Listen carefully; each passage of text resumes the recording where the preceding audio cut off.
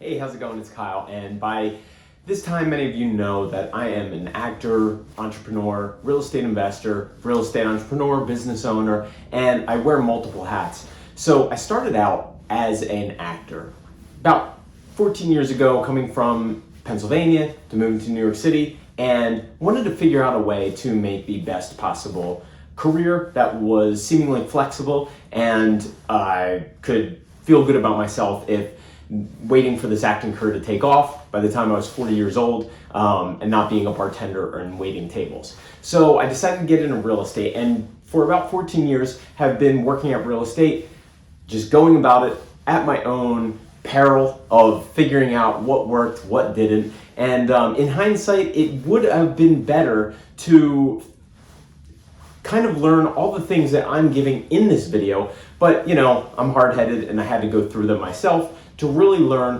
what really makes an awesome real estate career and could double, if not triple, your income yearly just from doing these 5 things. So we're gonna go into that. But before we get into that, I want you to deposit one like on this video with a little thumbs up, just like you're gonna deposit money at the bank after you learn these 5 new things and implement them into your real estate career. So also follow me on Instagram and Twitter. I'm on there pretty much daily, so if you want to be a part of that as well, go ahead and subscribe if you have not done so already, and hit the notification bell so you will get notifications every time I post a new video. Also down below there's some links to some really great things that I use myself, such as ACORNS and COINBASE if you want to buy crypto, which I talk about a lot on this channel. So let's get into it. And I think to myself, what a wonderful world.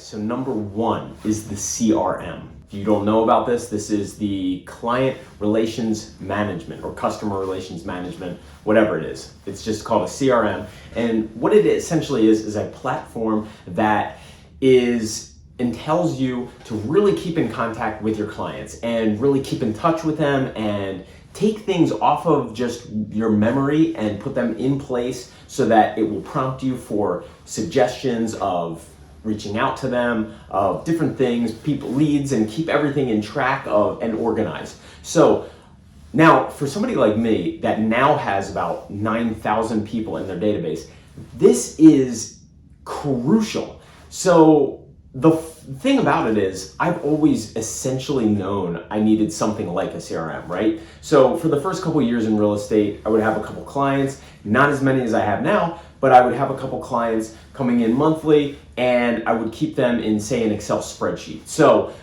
very early on, I'll give you one example.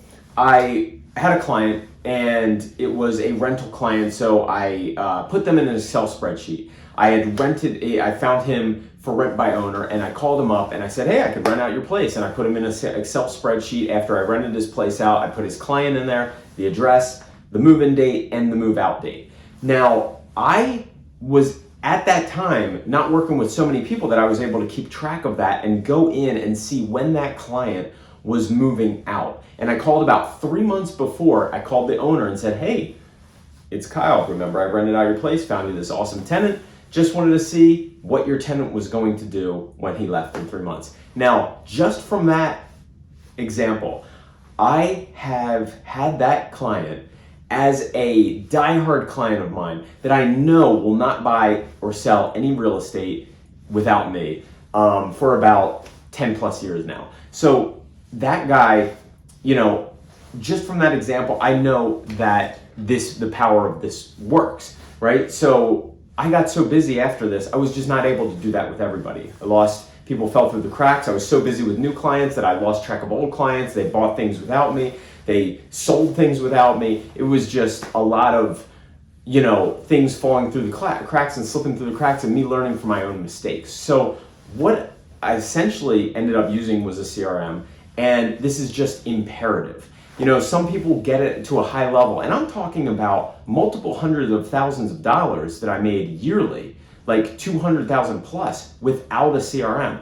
But to be able to scale up and to be able to double your business and triple your business, you need something that not only keeps track of your database, but also prompts you to reach out, that you can set in motion. And not all CRMs are created equal. So we at my company, we use the top of the line, best real estate CRM. Some are great for different businesses. This is the epitome of real estate CRMs, and it's so personalized, and you're able to set up lists and stages of where people are, and just keeping track of where people are, if they're hot, cold, warm, just in your contacts, if they're gonna sell in a couple years, in a couple months, if they're a past client and you have to get prompted every quarter, every 3 months to be able to keep track of them, and just reach out, just a soft, hey, how you doing? How's the place? Great to speak with you, happy birthday or whatever. Just to keep track of all their information.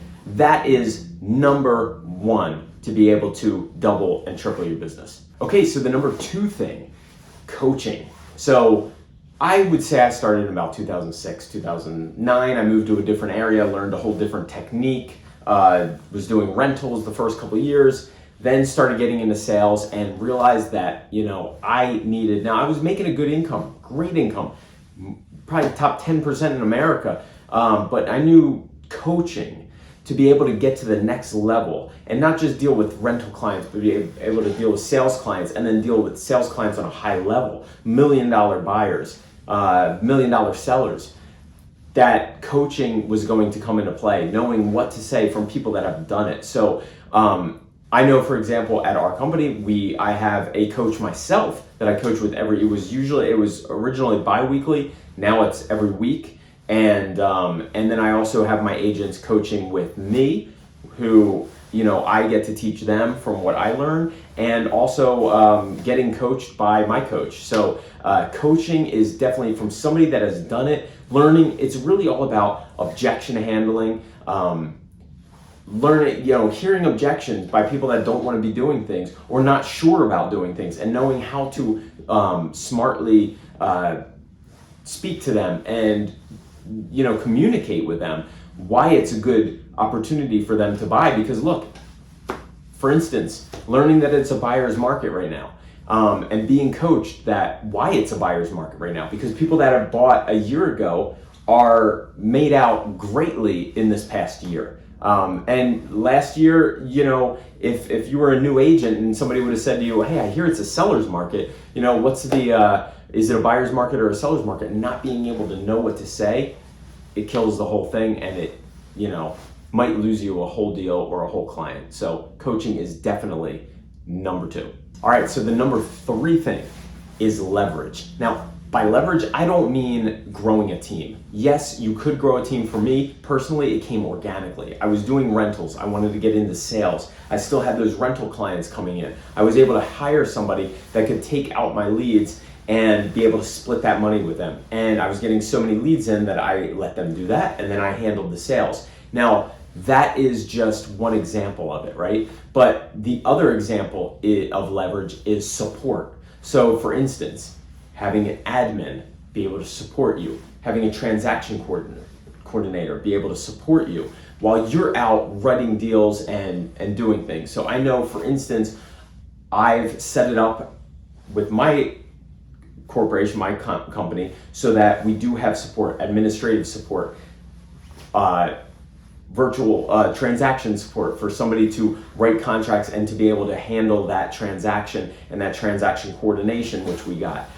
So being able to leverage yourself so that you can double or triple your business. Now, if you're just doing 12 deals a year or something like that or less, then you don't necessarily need all of these things and to be able to leverage yourself. We're talking about when you get to a high level, you want to be able to leverage yourself if it's impeding on your ability to go out with clients and do what you do best and sell real estate. Okay, so the number four thing is to lead gen and prospect. So what I mean by this is you don't need a lot. You don't need to be paying thousands of dollars on Zillow to be able to get leads. But what I mean by this is right off the bat, I knew that, you need to be able to prospect and have some kind of lead generation. So what this meant at first when I started was posting on Craigslist, taking that hour to prospect, to get leads and lead generation. Maybe spending a little bit of money, and now you can partner as a real estate agent with, or a real estate broker to say somebody that you were going to give business to, like a lender or something like that. You pay $500, they pay $500. Now you have $1,000 of ad spend for Zillow. Now I don't mean you have to do this that you're going broke, but whatever you can afford, lead gen, so that you can handle it and get the leads that are coming in. But that is something that you have to do to be able to double and triple your business. All right, so the number 5, and most important possibly, is to have a plan of action and a clear, concise goal.